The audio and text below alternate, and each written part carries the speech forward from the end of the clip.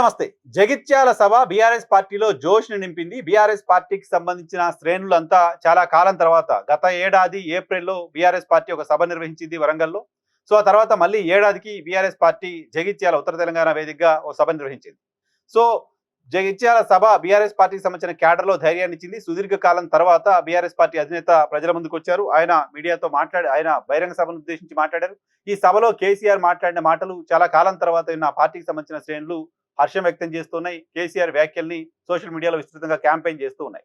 అయితే కేసీఆర్ ఈ సందర్భంగా గడిచిన 2.5 ఏళ్లుగా ఏ మాట అయితే ఏ తరహా ప్రసంగాలు అయితే ఆయన చేస్తున్నారో అదే తరహా ప్రసంగాలు చేస్తూ వచ్చారు. తెలంగాణ ముఖ్యమంత్రికి సంబంధించిన పేరు తీసుకోవడం కానీ, తెలంగాణ ముఖ్యమంత్రికి సంబంధించిన ప్రస్తావన చేయడం కానీ కేసీఆర్ చేయలేదు. కేసీఆర్ తెలంగాణ ముఖ్యమంత్రి పేరు తీసుకోకపోవడం అనేది తెలంగాణ ముఖ్యమంత్రికి కోపం తెప్పిస్తుంది, తెలంగాణ ముఖ్యమంత్రిలో ఫ్రస్ట్రేషన్ తెప్పిస్తుంది అని బీఆర్ఎస్ పార్టీ భావిస్తోంది. దానిలో భాగంగానే కాంగ్రెస్ సర్కారు, కాంగ్రెస్ ప్రభుత్వం అనే ప్రస్తావన తీసుకొస్తున్నారు తప్ప కేసీఆర్ రేవంత్ రెడ్డి పేరు తీసుకురావట్లేదు. ఇటీవల పదే పదే అనేక సందర్భాల్లో రేవంత్ రెడ్డి కేసీఆర్ను ఉద్దేశించి కేసీఆర్ చావుని కోరుకుంటున్నారు తరహా వ్యాఖ్యలు చేస్తూ వచ్చారు. సో, ఆయన్ని లేకుండా చేస్తాం, ఆ మొక్కని మళ్ళీ మొనవకుండా చేస్తాం, ఈ తరహా assassination kind of words Revanth Reddy దగ్గర నుంచి వస్తున్న నేపథ్యంలో వాటికి మాత్రం కేసీఆర్ ఆన్సర్ చెప్పారు. నేను మీ శాపనార్థాలకు, పిల్లి శాపనార్థాలకు ఉట్టి పడిపోతుందా తరహాలో మీరెన్ని కోరుకున్నా, మీరెన్ని వ్యాఖ్యలు చేసినా నేను చావను అంటూ తన స్టైల్లో ఆయన విమర్శ చేయడం మొత్తం సభలో హైలైట్గా నిలిచింది. ఇదే సందర్భంలో ఆయన జగిత్యాల నుంచి పోరాటం మళ్ళీ మొదలవుతుంది. ప్రజాపాలన పోవాలి, ప్రజాపాలన మీరు చెప్తున్న పాలన పోవాలి, బీఆర్ఎస్ పార్టీ రావాలని ప్రజలు కోరుకుంటున్నారనే విషయాన్ని చెప్తూ వచ్చారు. తాము అధికారంలోకి రావడం ఖాయమనే భరోసా ఇస్తూ వచ్చారు. అదే సమయంలో తాము అధికారంలోకి వస్తే హైడ్రాని రద్దు చేస్తాం, దాని మీదే మొదటి సంతకం పెడతామనే మాట కూడా కేసీఆర్ చెప్తూ వచ్చారు. సో, పేదలకు వ్యతిరేకంగా ఈ ప్రభుత్వం ఉంది, పేదలను తమ ఇళ్ల నుంచి బయటికి వెళ్ళగొట్టేస్తుంది, పేదల ఇళ్ళని కూల్చేస్తోంది. సో, సంక్షేమానికి సంబంధించి, అభివృద్ధికి సంబంధించి పూర్తిగా అభివృద్ధి సంక్షేమాన్ని పక్కన పెట్టేసింది. గతంలో మేమున్న సమయంలో రైతు బంధు, దళిత బంధు లాంటి కార్యక్రమాలు చేసుకొచ్చాం. రైతు బంధునైతే ఇప్పుడు ఎప్పుడు వేస్తున్నారో ఎప్పుడు వేయట్లేదో తెలియని పరిస్థితిలోకి రాష్ట్ర ప్రభుత్వం తీసుకెళ్లిపోయింది.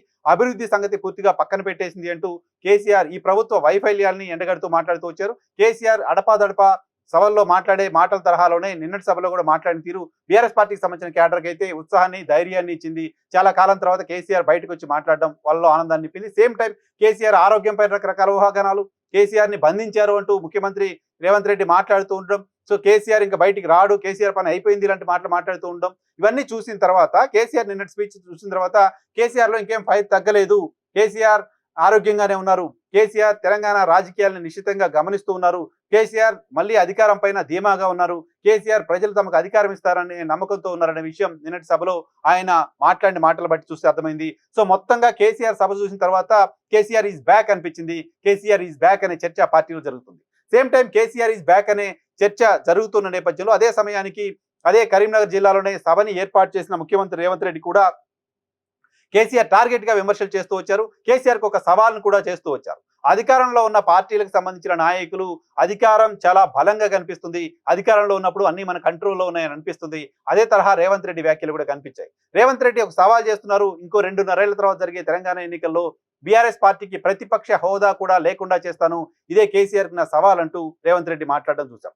రేవంత్ రెడ్డి మాట్లాడిన మాటలు కాంగ్రెస్ పార్టీ చేస్తున్న సంక్షేమ కార్యక్రమాల పట్ల, అభివృద్ధి కార్యక్రమాల పట్ల తనకున్న కాన్ఫిడెన్స్ ని, మళ్ళీ గెలవడం పట్ల, మళ్ళీ గెలుస్తామనే ధీమాని ఆయన వ్యక్తం చేయడాన్ని సూచిస్తోంది. సో, రేవంత్ రెడ్డి నిన్నటి సభలో సేమ్ అదే సమయంలో కేసీఆర్ పైన అటాక్ చేయడం, కేసీఆర్ పైన అటాక్ చేసే క్రమంలో ఆయన సహజ శైలికి భిన్నంగా కాకుండా సహజ శైలిలోనే కేసీఆర్ చేసిన తప్పుల్ని నిజాం సర్కార్లో అయితే, ఇంకెక్కడ ఆయన ఆటవిక రాజ్యంలో అయితే ఉరేస్తారు, చెట్టు కట్టేసి కొడతారు, ఇటువంటి భాష మాట్లాడడం రేవంత్ రెడ్డి ఫ్రస్ట్రేషన్ ని సూచిస్తుంది. ఇలాంటి విమర్శలు వచ్చినప్పటికీ అటువంటి విమర్శల్ని చాలా సందర్భాల్లో ఆయన కేసీఆర్ పైన చేస్తూ వచ్చారు. వాటిని కంటిన్యూ చేస్తూ రావడం నిన్నటి సభలో చూసాం. So, KCR is back, Revanth attack. నిన్న ఒక సాయంత్రం ఒకసారిగా వాళ్ళిద్దరి ప్రకటనలో, వాళ్ళిద్దరి స్పీచ్లతో తెలంగాణ రాజకీయాలు ఒకసారిగా వేడెక్కాయని చెప్పొచ్చు. అయితే మొత్తం ప్రసంగంలో రేవంత్ రెడ్డి జీవన్ రెడ్డిని ఉద్దేశించి చేసిన వ్యాఖ్యలు మాత్రం రేవంత్ రెడ్డి మాట్లాడిన మాటలు సరైనవి కాదు లాంటి ఒక చర్చకు తెరదీస్తున్నాయి. ఎన్టీఆర్కి వెన్నుపోటు పొడిచారు కాబట్టి శాపం తొలగింది లాంటి వ్యాఖ్యలు రేవంత్ రెడ్డి మాట్లాడడం ఏ రకంగా సమర్థించుకుంటారో కాంగ్రెస్ పార్టీకి సంబంధించిన నాయకులు కూడా అర్థం కాని పరిస్థితి. ఎన్టీ రామారావుకి ఎవరు వెన్నుపోటు పొడిచారనేది ఈరోజు రాష్ట్రంలో రాజకీయాలను గమనిస్తున్న వాళ్ళకి ఎవరికైనా అడిగితే ఇమీడియట్ గా చెప్పే మాట చంద్రబాబు అని. సో, నాదెండ్ల భాస్కర్ రావు వెన్నుపోటుని తెలుగు సమాజం ఎప్పుడో మర్చిపోయింది. చంద్రబాబు నాయుడు వెన్నుపోటు మాత్రమే లేటెస్ట్. అటువంటి చంద్రబాబు నాయకత్వంలో పనిచేసి చంద్రబాబుని ఇప్పటికీ తన గురువుగా భావిస్తారు రేవంత్ రెడ్డి అని చర్చ ఉన్న నేపథ్యంలో నాదెండ్ల భాస్కరరావు టైంలో జీవన్ రెడ్డి వెన్నుపోటు పొడిచారనే మాట ఈయన మాట్లాడడం రేవంత్ రెడ్డికి శోభనీయలేదు. రేవంత్ రెడ్డి వ్యాఖ్యల పట్ల విమర్శలు వచ్చేలా చేసింది. అదే సమయంలో జీవన్ రెడ్డికి కాంగ్రెస్ పార్టీకి సంబంధించిన నాయకుడిగానే కాకుండా తెలంగాణకు సంబంధించిన ఒక సీనియర్ నాయకుడిగా తెలంగాణ ప్రజల్లో గౌరవం ఉంది, ఒక రెస్పెక్ట్ ఉంది.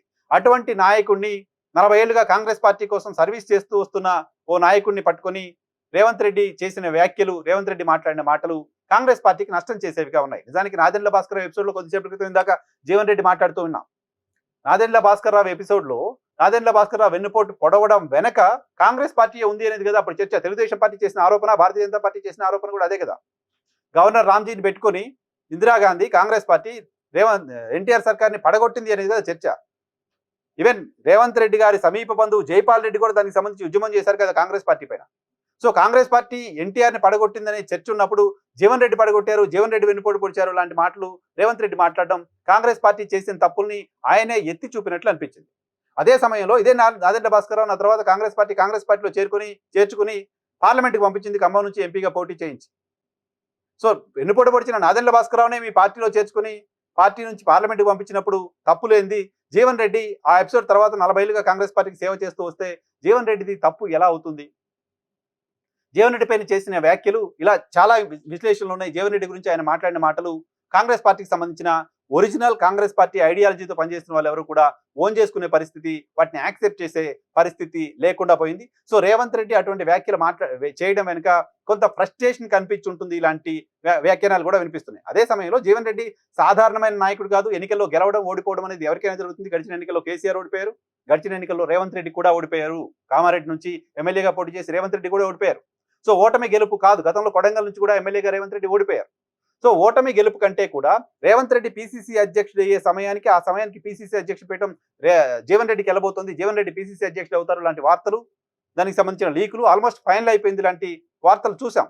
సో కాంగ్రెస్ పార్టీని 2023 ఎన్నికలకు ముందు లీడ్ చేసే నాయకుడిగా కాంగ్రెస్ అధిష్టానం గుర్తించిన వ్యక్తి జీవన్ రెడ్డి.